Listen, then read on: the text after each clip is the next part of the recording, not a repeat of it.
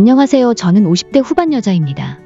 저도 나름 우여곡절 겪으면서 험한 인생을 살았다고 생각했는데 얼마 전 제게 일어난 일에 비하면 50년의 세월을 별탈 없이 거쳐왔다는 생각이 듭니다. 제게는 공주보다 귀한 딸이 하나 있습니다. 누구에게나 그렇겠지만 자식이라는 게 세상 그 무엇과도 바꿀 수 없는 소중한 존재 아니겠습니까? 그런데 얼마 전 하나뿐인 제 딸과 말도 안 되는 일에 휘말리게 돼서 이렇게 몇 차 적어봅니다.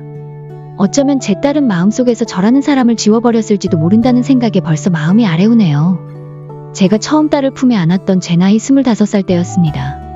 어린 나이에 남편을 중매로 만나 결혼을 하였고 1년 만에 아이가 바로 생겼는데 우리 부부가 예언이 아니었던 건지 아니면 그 사람의 생이 짧은 팔자였는지 모르겠지만 제 남편은 저와 아이를 두고 먼저 저 세상으로 떠나갔습니다.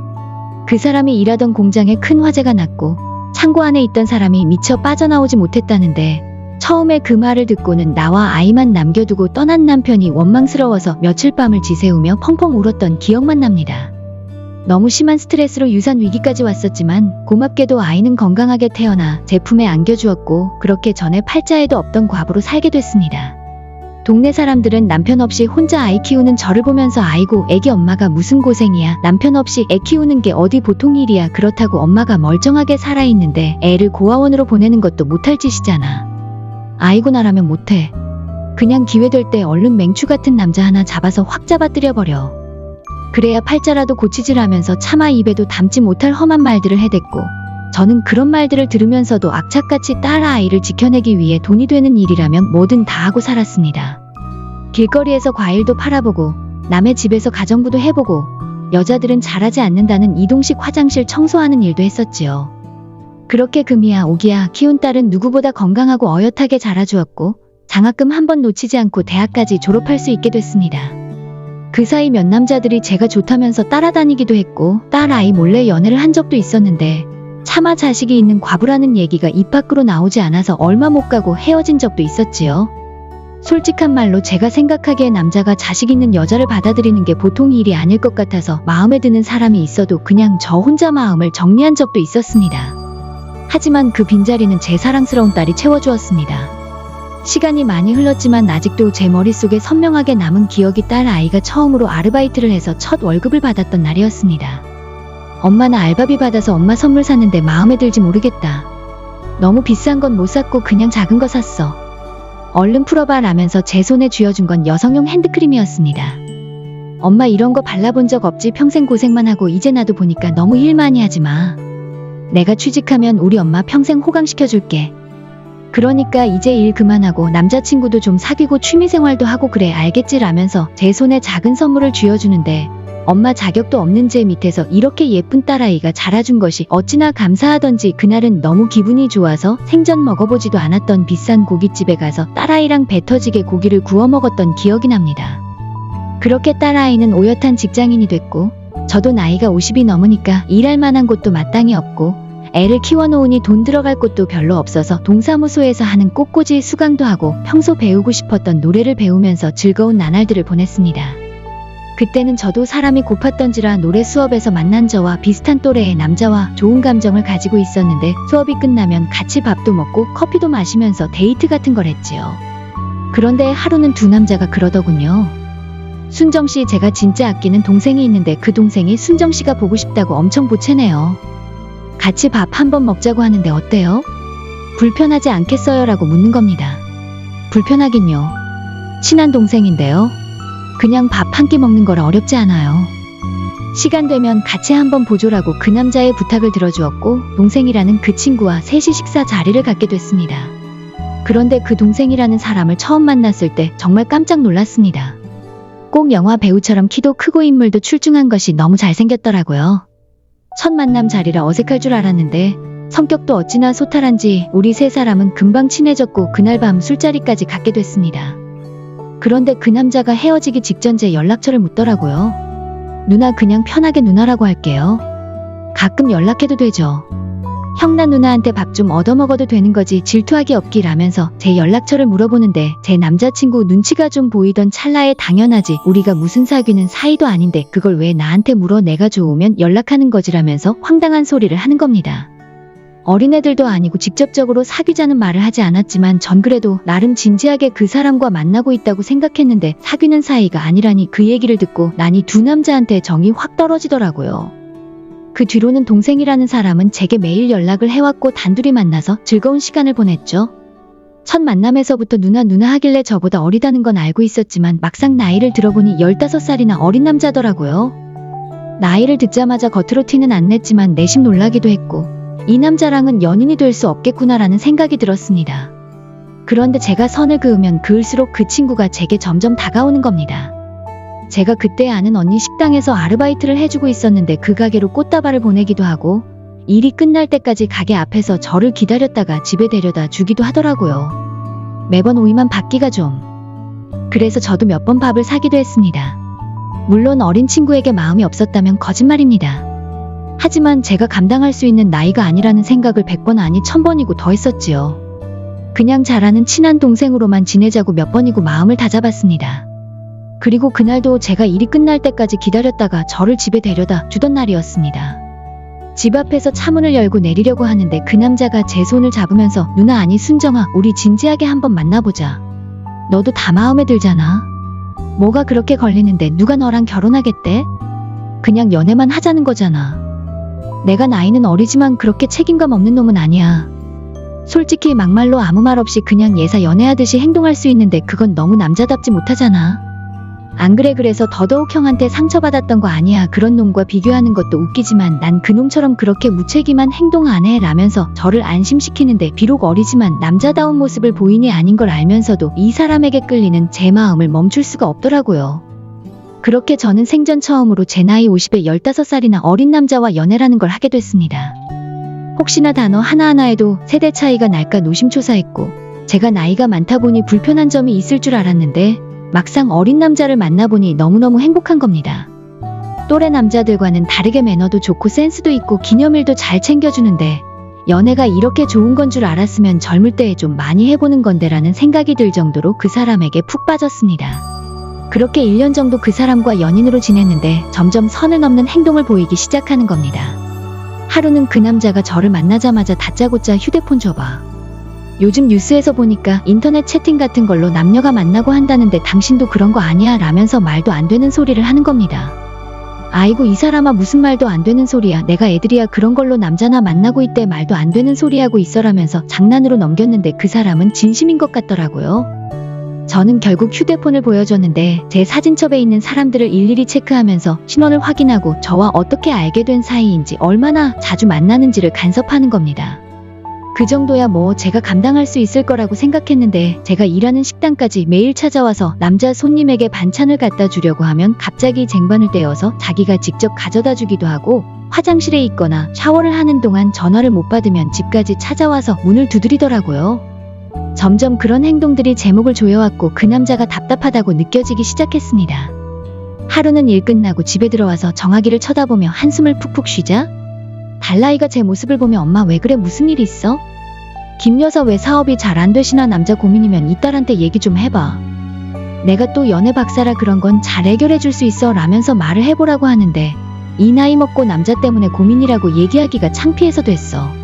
그냥 말도 마라. 나이 먹고 남자 만나려니까 힘들어 죽겠다. 그냥 정리해야지 라면서 말을 막아버렸죠. 그렇게 점점 마음이 지쳐갈 때쯤 두 남자와 정리하게 된 결정적인 계기가 생겼습니다. 동네에서 유명하다는 음식점에서 밥을 먹고 나오는데 갑자기 당신이야 지금 사는 집 당신 집이야 아니면 전세야 라고 묻는 겁니다. 그런 건 왜 물어? 내가 이 나이 먹고 집도 없을까봐 그래 라고 했더니 당신 이름으로 돼 있는 건 맞지? 딸이랑 같이 살지? 그럼 그 집 명의 한번 확인해보자. 사람들 얘기 들어보니까 전 남편 명의로 그 집에 살면서 남자한테 꼼짝 못하는 여자들이 많더라고. 마음 같아선 그 집 내 명의로 돌려버리고 당신 집에 들어가서 같이 살고 싶은데 우리가 결혼하기로 한 사이는 아니니까 그렇게는 못하겠고 당신 전 남편이 일찍 죽었다고는 하지만 내가 눈으로 확인하지 않는 이상 그건 모르는 거잖아 라면서 저희 집 명의를 확인하려고 들더라고요. 그 말을 듣는데 이놈이 내 재산을 걷어먹으려고 하는구나라는 생각이 바로 들었고 더 이상 그 말에 대답하고 싶지도 않아서 버럭 화를 내고 집으로 돌아왔는데 그때부터 전화가 미친 듯이 오는 겁니다. 처음엔 받을 때까지 전화를 걸다가 자기도 지쳤는지 1시간에 한 번씩, 2시간에 한 번씩 간격을 늘려가더라고요. 결국 저는 벨소리를 무음으로 돌려놓고 잠이 들었는데 아침에 일어나니까 부재중 전화만 50통이 넘게 와 있는 겁니다. 그걸 보고 온몸에 소름이 돋기 시작했고 1년 넘게 만나면서 나를 그저 좋아하는 줄로만 알았는데 이게 사랑이 아니라 집착이라는 걸 뒤늦게 알아차리게 됐습니다. 결국 저는 그날 바로 휴대폰 번호를 바꿨고 언니 가게에도 더 이상 일을 못하게 될 것 같다고 전화로 통보할 수밖에 없었습니다. 다행히도 그 남자는 제가 어느 아파트에 사는지는 알고 있지만 몇 호까지 사는 줄은 알지 못해서 집까지 찾아오지 못했고 창문을 빼꼭 열어서 쳐다보면 두 남자가 담배를 태우면서 저를 기다리고 있는 모습도 발견할 수 있었지요. 경찰에 신고도 할까 생각했지만 혹시나 이 남자가 저에게 보복이라도 할까봐 겁이 나서 신고도 못하겠더라고요. 그렇게 저는 집에 딸아이만 남겨두고 어릴 때부터 한 동네 살던 언니에게 도움을 요청했고 언니는 다른 건 다 됐고 우선 몸만 오라고 하더라고요. 그렇게 야반도주하듯 남들 다 자는 시간에 저는 몰래 몸만 빠져나왔습니다. 그렇게 그 남자와의 연락을 일방적으로 끊어버린 뒤 몇 번이나 딸 아이에게 너도 이제 그 집 나와 엄마가 길게 말은 못하는데 동네가 좀 위험하기도 하고 너랑 떨어져 사니까 마음이 불편해 걱정돼서 그런 거니까 대충 정리하고 나와라고 설득했지만 엄마 나 집이 회사에서 5분 거리인데 지금 당장 어떻게 집을 이사해? 어차피 나 그 사람 얼굴도 모르고 그 사람도 나 모르는 게 아니야. 엄마가 내 딸인 줄도 모르는데 그냥 여기서 지내면 안 돼. 내가 애도 아니고 너무 걱정하지 말라면서 오히려 저를 달래더라고요. 그렇게 저는 한동안 딸과 떨어져 살게 됐고 아무리 자식이라도 눈에서 멀어지니 마음도 멀어지는 건지 같이 살 때보다는 신경이 조금 덜 쓰이긴 하더라고요. 그렇게 각자의 인생을 살면서 5년 정도 시간이 흘렀고 제 딸도 결혼 정년기에 접어들게 됐죠. 그런데 30이 다 된 제 딸이 한 번도 남자친구에 대한 얘기는 한 적이 없었는데 반가운 소식을 전해왔습니다. 엄마 나 남자친구 생겼는데 엄마한테 꼭 소개해주고 싶은 사람이야. 너무너무 괜찮은 사람이라 결혼까지 생각하고 있는데 엄마 만나볼래? 어때? 라고 묻더라고요. 세상에 우리 딸이 벌써 다 커서 시집갈 생각도 하다니 당연히 만나봐야지. 아마 통과 못하면 결혼도 안 되는 거 알지? 난 오픈 엄마야. 엄한 놈 데려오면 바로 탈락시킬 거니까 그렇게 알아라면서 엄포를 놨습니다. 딸은 배꼽을 잡고 웃으면서 엄마도 보면 너무 좋아할 거야. 키도 크고 잘생겼고 너무너무 괜찮아. 엄마랑 성격도 잘 맞을 거야. 아마 100점까지는 아니어도 90점 정도는 될 것 같은데라면서 자신감을 보이더라고요. 그리고 일주일 뒤 딸의 남자친구가 저희 집에 이사를 오는 날이었습니다. 아침 일찍부터 일어나서 장을 보고 부지런을 떨면서 거하게 준비했습니다. 처음으로 만나는 딸의 남자친구이다 보니 평소 잘하지 않던 화장도 하고 옷도 갈아입고 딸을 기다렸죠. 그때 딸아이가 비밀번호를 누르고 들어오는데 저는 딸아이 남자친구라는 사람의 얼굴을 본 순간 너무 놀라서 뒷걸음질 치고 말았습니다. 선영아 너 어떻게? 어떻게 저 사람이랑 내가 어떻게 저 사람이랑 같이 들어오니라고 딸아이에게 물었더니 엄마 인사해. 내가 얘기했잖아. 내 남자친구야 한석씨도 인사해 우리 엄마야 라면서 우어부이며 저희 둘을 인사시키는데 손이 떨려서 아무것도 못하겠더라고요. 그 사람은 5년 전 저를 야반도주하게 만들었던 두 남자였습니다. 그런데 아무것도 하지 못하고 벌벌 떨고 있는 저와는 다르게 그 사람은 태연하게 제게 인사를 하더라고요. 안녕하세요. 말씀 많이 들었습니다. 저 선영이 남자친구입니다 라고 인사를 하는데 그 자리에서 소리를 지르면서 딸아이와 그 남자 앞에서 밥상을 엎어버리고 말았습니다. 저런 놈한테 아침 일찍부터 일어나서 부지런했던 게 아닌데 그놈의 얼굴을 보니 화가 머리끝까지 나더라고요. 순간 제 딸은 소리를 지르며 엄마 왜 이래 뭐 하는 거야? 하면서 저를 말리는데 결국 이성의 끈을 놓아버리고 말았습니다. 저는 그 남자에게 달려가서 바로 멱살을 잡았고 제 딸은 저를 말리는데 도저히 정신을 차릴 수가 없겠더라고요. 저는 그 남자를 때리다가 딸의 만류에 자리에 앉아서 숨을 고르며 말했습니다. 선영아 저 사람이 진짜 내가 말한 그 남자야. 아이고 이게 무슨 일이니 진짜 나는 지금 무슨 말을 해야 될지 모르겠다. 저 사람을 내가 어떻게 만났는지 얼마나 좋아하는지 그런 건 알고 싶지도 않아. 절대 안 된다. 무조건 안 돼. 저 사람이 누군 줄이나 알아. 저 인간 엄마가 말했던 듯 스토커 새끼라고 엄마 말 무슨 말인지 알아라고 바락바락 소리를 질렀는데 갑자기 남자가 스토커라니 말이 좀 심하네. 난 그때만 해도 당신에게 최선을 다했고 진심으로 당신을 좋아했는데 뭐 속 사랑한 게 주의야. 날 무작정 이유도 없이 밀어낸 건 당신이야 라면서 소리를 지르더라고요. 저는 다시 일어나서 그놈의 멱살을 흔들며 사랑 넌 진짜 그게 사랑이라고 생각해. 내가 탐낸 게 내 재산은 아니었고 평생 동안 내가 벌어놓은 이 집을 거저먹으려고 했던 게 아니야. 내가 그렇게 만만하게 보여 지고 뚫린 입이라고 막말하지 마. 사랑 너 그거 병이야. 여자한테 집착하는 척하면서 돈 뜯어내려고 하는 거 그거 정상 아니야. 내가 말을 못해서 그렇지. 내가 경찰에 신고하려던 걸 몇 번이나 참았어. 너 그거 사랑이라고 착각하지 말라면서 소리를 질렀더니 갑자기 제 딸이 그만해. 지금 이게 다 무슨 말이야. 이 사람이 엄마 힘들게 했던 그 스토커라고 확실해. 당신이 말해봐. 당신 입으로 직접 말해보란 말이야 라면서 그 남자 앞에서 소리를 질러대기 시작했습니다. 그러자 남자가 제 딸 어깨를 잡고 달래면서 스토커는 아니었어. 내가 미리 말 못한 건 미안한데 나도 타이밍을 놓쳤을 뿐이야. 너한테 진작 말하려고 했는데 내가 너네 엄마랑 사귀었던 사이라고 어떻게 말을 하겠어. 근데 오해는 하지 마. 나랑 저 여자 정말 아무 일도 없었어. 그냥 손잡고 데이트한 게 전부야. 내가 나이도 많은 저 사람이랑 뭘 하겠어. 그리고 여기서 다 말할 순 없지만 나한테도 시간이 필요했어. 나보다 8살이나 어린다. 내 마음을 어떻게 이해할 수 있겠어. 넌 이해 못해. 아마 죽어도 이해 못할 거야 라면서 온갖 슬픈 연기를 하기 시작하는 겁니다. 그리고는 두 남자는 갑자기 밖으로 뛰쳐나가 버렸습니다. 야 이 새끼야, 너 거기 안 서. 당장 내 딸이랑 헤어져. 이 족제비 같은 로말하면서 그 남자 뒤에 대고 소리를 지르는데 엄마 그만해. 엄마도 잘한 거 없잖아. 저 남자가 엄마보다 어려도 한참이나 어린데 저런 남자랑 연애를 했다고. 난 엄마가 남자 때문에 힘들어할 때 당연히 엄마 또래랑 만나는 줄 알았어. 어리다는 얘기를 들었을 때도 많아야 3살 아니 5살 정도겠지 생각했어. 근데 뭐 15살이나 어린 남자 솔직히 너무한 거 아니야. 그러면서 저 남자가 스토커라고 일방적으로 연락 끊고 잠수 타버리면 끝이야. 이건 엄마도 잘한 게 없어. 나 이런 말 진짜 하고 싶지 않은데 엄마 너무 실망스러워라면서 그 남자 편을 들더라고요. 그리고는 저를 혼자 두고 그 남자를 따라 뛰쳐나갔습니다. 그 뒤로 제 딸은 전화를 피하기 시작했습니다. 딸의 집에 찾아가서 벨도 눌러보고 문 앞에서 기다려도 봤지만 얼굴을 보여주기는커녕 제게 문자로 엄마가 조금 생각할 시간이 필요해. 그 사람을 선택할지 정리할지는 내가 결정할게. 엄마는 참견하지 말아줘라는 말만 할 뿐이었죠. 마음 같아선 당장 두 사람을 헤어지게 만들고 싶었지만 그게 어디 제 마음처럼 되겠습니까? 어쩔 수 없이 저는 그 남자에게 다시 연락을 했고 기다렸다는 듯 제 전화를 받더라고요. 평생 나한테는 연락 안 할 줄 알았는데 딸 일이라고 발벗고 나서는 것과 라면서 비아냥대는데 당장이라도 모가지를 잡아 비틀고 싶은 마음이었습니다. 긴 말 필요 없고 어디야, 내가 갈 테니까 잠깐 만나, 지금 있는 곳 문자로 보내줘라고 얘기하고 전화를 끊었더니 바로 문자 한 통이 오더라고요. 저는 운전을 하면서 몇 번이나 심호흡을 했고 어떻게 하면 그 사람의 마음을 돌려서 딸아이와 헤어지게 할 수 있을지 고민하고 또 고민했습니다. 막말로 돈이라도 갖다 바쳐야 하나 싶었는데 돈이 아쉬운 사람도 아닌 것 같아서 제가 할 수 있는 게 아무것도 없더라고요. 결국 저는 남자의 집까지 오게 됐고 그 남자가 현관문을 열자마자 바로 무릎을 꿇었습니다. 시키는 건 뭐든지 할게. 그러니까 우리 딸은 건드리지 마. 내 피 붙이고 평생 동안 영혼을 갈아서 키운 소중한 애야. 무슨 억하심정으로 딸 아이까지 건드렸는지 모르겠지만 아직 젊은 애잖아.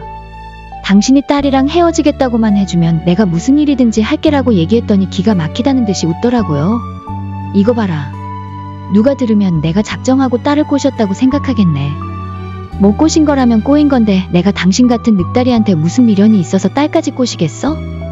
뭔가 단단히 오해하고 있는 것 같은데 당신 만나러 집 앞에 찾아갔다가 우연히 딸을 보게 되고 당신 젊을 때 모습이랑 너무 비슷해서 본능적으로 끌린 건 인정할게. 근데 나는 진짜 당신 딸이라고는 생각도 못했어. 그냥 정말 분위기가 느낌이 비슷하다고만 생각했지. 그렇게 조금씩 가까워졌는데 선영이 제가 나한테 혼란 넘어온 걸 어떡하냐 그러면서 자기 엄마라고 사진을 보여주는데 나라고 안 놀랐겠어. 나도 사진 보는 순간 이게 무슨 운명의 장난인가 싶었다니까. 근데 이 정도면 당신 모녀랑 내가 전생에 뭐라도 엮인 거 아니야? 솔직히 나야 좋지. 당신 같은 늑다리랑 만나는 것보다 파릇파릇하고 예쁘고 젊은 딸이 좋지라면서 제 속을 살살 긁는데 화가 머리끝까지 났지만 아무 말도 못하겠더라고요. 결국 그놈은 그렇게 저를 집 밖으로 내쫓았고 저는 그 앞에서 한참을 기다렸지만 굳게 닫힌 문은 열리지 않았습니다. 그리고 3개월 후 딸이 제게 먼저 연락을 해왔습니다. 가방에서 작은 종이 한 장을 꺼내 보이는데 저는 그 종이 한 장을 보고 눈물을 쏟아내고야 말았습니다. 딸 아이가 제게 내민 건 두 남자와의 혼인신고서였습니다. 엄마 나 정말 많이 생각했는데 엄마가 나 이렇게 예쁘게 키워줬고 어디 내놔도 부끄럽지 않은 사람으로 키워줬는데 엄마 실망시켜서 미안해. 근데 그 사람이 내 인생의 마지막인 것 같아. 과거는 그냥 과거일 뿐이잖아. 나 그 사람이랑 만나는 1년 동안 정말 행복했고 마음이 편했어. 그 사람한테 과거가 있는 것처럼 나도 과거가 있잖아. 그러니까 엄마가 우리 좀 이해해주면 안 돼? 나 그 사람이랑 행복하게 잘 사는 모습 보여줄게. 엄마 속 안 썩이고 아이도 낳고 누구보다도 행복하게 살게. 그러니까 우리 이해해줘. 엄마 미안해 라면서 눈물을 뚝뚝 흘리는데 더 이상 제가 어떻게 할 수 없다는 생각이 들어서 그냥 아무 말 없이 눈물만 흘리고 말았습니다. 결국 제 딸은 결혼식도 올리지 않고 그 남자와 살림을 차리게 됐고 벌써 3년이라는 시간이 흘렀습니다. 다행히도 아직은 별 문제 없이 잘 살고 있는데 직접적으로 얘기를 하지 않으니 속에서 끓는 것들이 언제 터져버릴지 불안한 마음이 드는 것도 사실입니다. 하지만 그것보다 더 슬픈 것은 제게 강제로 사위가 생긴 뒤 저는 딸과 멀어졌고 많게는 일주일에 한 번, 적게도 한 달에 한 번씩 만나던 딸을 지금은 1년에 한 번 얼굴 보기도 어렵다는 겁니다. 속 털어놓고 딸과 얘기를 한 적이 있었는데 제 얼굴을 보면 그 남자와 저희 연애가 생각이 나서 힘들다는 말뿐이니 이건 제가 어떻게 할 수 있는 문제가 아니라는 생각이 들더라고요. 그저 하늘이 돕고 시간이 해결해 주길 바랄 뿐입니다. 그 후로 저는 남자는커녕 취미생활이나 친목도모도 하지 않고 친한 언니의 식당에서 일을 하며 지내고 있습니다. 혹시나 제게 또 이런 일이 생길지도 모른다는 두려움과 남자 고이라곤 지지리도 없는 게 제 팔자인 것 같아서 그냥 이대로 제 모습을 받아들이며 살기로 했습니다. 남자친구라도 있다면 인생이 화목하겠지만 그 화목함 때문에 제 인생을 망칠 거라는 두려움이 아직도 저를 붙잡고 있네요. 제 사연을 들어주셔서 감사합니다.